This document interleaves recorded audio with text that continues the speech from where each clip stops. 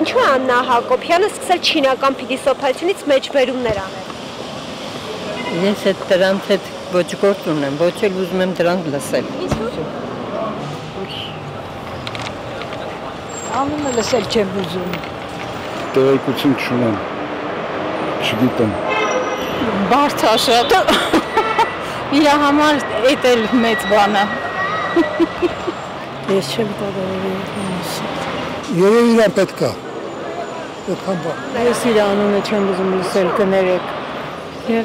Երևի իրան տենց թվում ավելի ճիշտ է։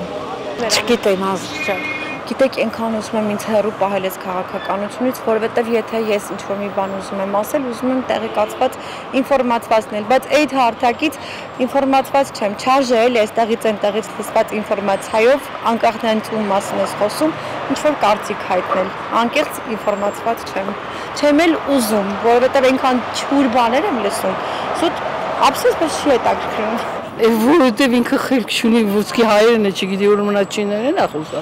Անում է, էլի յանում ինքը ցույց տա իր պրեսիորը բարձր է, ինքը այդքան գրագետ է, որ գրագետ լիներ, մեր վիճակը սենց չէր լինի։ Մեր երեխեքի հետ այս ապրելակերպով չենք ապրել, ոնց որ իրանք են թույլ տալիս։ Բայց գիտեմ չեք էլ նկարման անելու,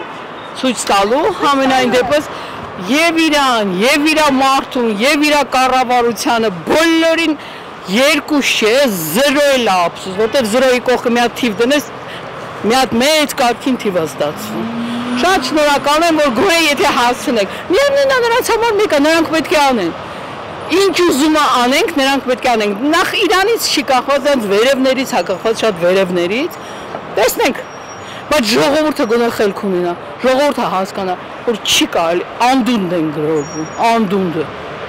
Մակարդակ չկա, ոչինչ չկա, ոչ դպրոցներում, ոչ միտեղ, դաժե շնորհակալության բառը երբևիցե մեկ-մեկ օգտագործում եմ ինչ-որ մի առևտուր եմ անում, դե զարմացած նայում են, որտեղ մեր